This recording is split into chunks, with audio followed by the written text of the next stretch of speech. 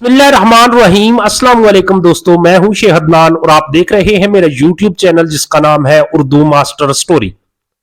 حضرت موسیٰ علیہ السلام فرعون کے زمانے میں پیدا ہوئے، جو تاریخ کا سب سے بڑا ظالم بادشاہ تھا۔ مصر کا فرعون یا فرعون زمین پر غالب تھا۔ وہ اتنا ناقابل یقین حد تک طاقتور تھا کہ اس نے اپنے آپ کو دیوتا کہا اور کوئی بھی اس سے اختلاف نہیں کر سکتا تھا۔ اس نے طبقاتی تفریق قائم کی، لوگوں کو گروہوں اور قبیلوں میں تقسیم کیا اور ایک دوسرے کے خلاف کھڑا کر دیا۔ یہودیوں یعنی بنی اسرائیل کو مصری معاشرے کے نچلے درجے پر ڈال دیا گیا۔ وہ غلام اور نوکر تھے۔ حضرت موسیٰ علیہ السلام کا خاندان بنی اسرائیل میں سے تھا۔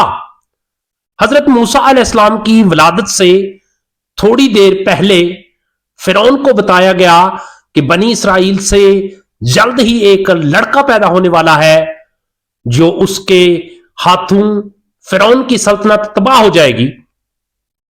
یہ سن کر بادشاہ نے اپنے سپاہیوں کو حکم دیا کہ بنی اسرائیل میں پیدا ہونے والا ہر لڑکا قتل کر دیا جائے اور ہر لڑکی کو زندہ رکھا جائے۔ فرعون کے سپاہی وقتاً فوقتاً بنی اسرائیل کے گھروں کی تلاشی لیتے رہے تاکہ فرعون کے حکم کی تعمیل کر سکیں۔ حضرت موسیٰ علیہ السلام کی والدہ نے ان کے لیے ایک منصوبہ تیار کیا تھا۔ جب اس نے سپاہیوں کی آواز سنی تو موسیٰ علیہ السلام کو اپنی ٹوکری میں نکال کر اپنے گھر کے پچھلے دریائے نیل میں بٹھا دیا۔ قرآن پاک میں اس کا ذکر ان الفاظ میں ہے، پس ہم نے موسیٰ کی والدہ کو یہ وحی بھیجی، اپنے بچے کو دودھ پلاؤ، لیکن جب تمہیں اس کا خوف ہو تو اسے دریا میں ڈال دو، لیکن نہ ڈرو اور نہ غمگین ہو، کیونکہ ہم اسے آپ کی طرف لوٹا دیں گے اور ہم سے اپنے رسولوں میں سے بنائیں گے۔ وہ ٹوکری جس میں حضرت موسیٰ علیہ السلام کو ان کی والدہ نے ڈالا تھا، وہ تیرتے ہوئے فرعون کے محل کی طرف چلی گئی، جہاں اس کے آدمیوں نے مچھلی پکڑی اور بچے کو اپنے پاس لے آئے۔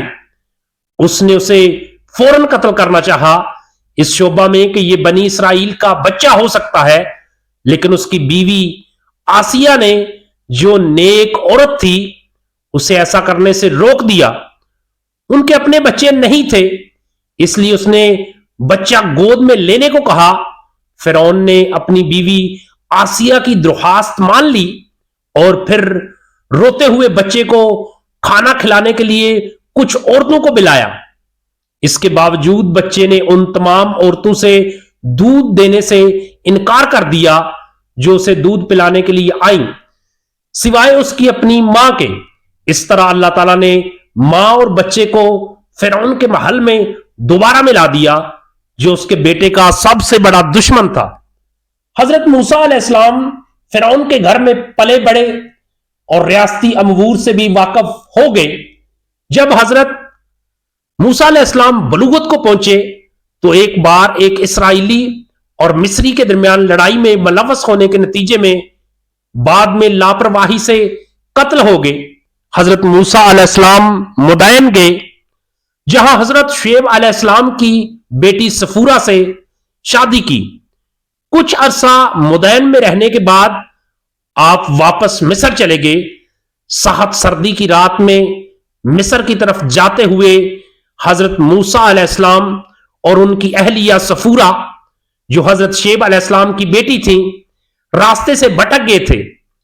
دور سے آگ دیکھی، حضرت موسیٰ علیہ السلام نے اپنی بیوی سے کہا کہ وہ یہاں ٹھہرے، میں وہاں آگ کی طرف جاتا ہوں، یہ سوچ کر کے اس میں سے کچھ واپس لے آؤں گا۔ جب حضرت موسیٰ علیہ السلام آگ کے قریب پہنچے تو دیکھا کہ ایک سبز درخت سے شعلے نکل رہے ہیں، لیکن وہاں کوئی موجود نہیں تھا۔ جب وہاں حضرت موسیٰ علیہ السلام پہنچے اور یہ حیرت زدہ دیکھ کر حیران ہو گئے۔ جب موسیٰ علیہ السلام نے حیرت سے ادھر ادھر دیکھا تو اچانک ایک آواز سنائی دی کہ اے موسیٰ، میں تمہارا رب ہوں۔ آواز نے پھر اس سے کہا کہ اپنی لاٹھی زمین پر پھینک دے۔ فوراً ہی وہ سانپ میں بدل گیا۔ جس نے حضرت موسیٰ علیہ السلام کو بہت زیادہ خوف زدہ کر دیا۔ اس کے بعد حضرت موسیٰ علیہ السلام کو حکم دیا گیا کہ وہ بغیر کسی خوف کے سانپ کو اٹھا لے، اور جیسا کہ انہوں نے ایسا ہی کیا، وہ واپس لاٹھی میں تبدیل ہو گئی۔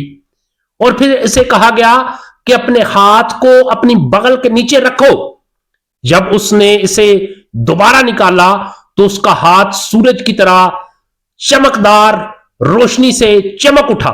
خدائی آواز نے اس سے کہا، اے موسیٰ علیہ السلام، یہ تمہارے رب کی دو بڑی نشانیاں ہیں، فرعون اور اس کی قوم کے پاس واپس جاؤ اور انہیں اپنے رب کی طرف بلاؤ۔ حضرت موسیٰ علیہ السلام نے ایسا ہی کیا۔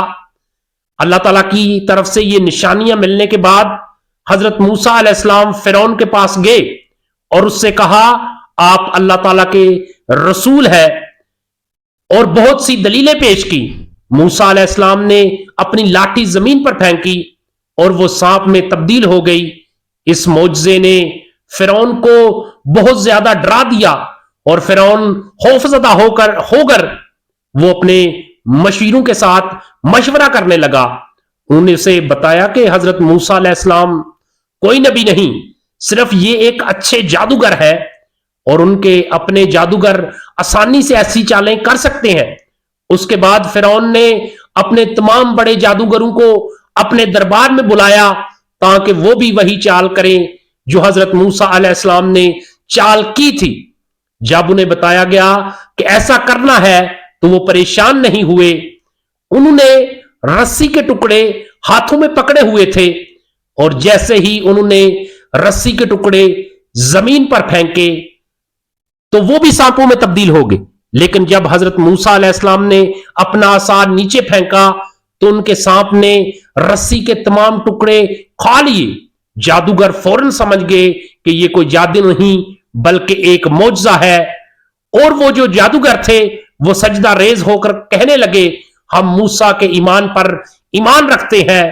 اللہ تعالیٰ نے حضرت موسیٰ علیہ السلام کو فرعون کو متنبع کرنے کے لیے کہا کہ اگر وہ اپنے طریقے پر چلتے رہے اور آپ کے اوپر ایمان نہ لے آئے تو وہ عذاب میں مبتلا ہو سکتے ہیں۔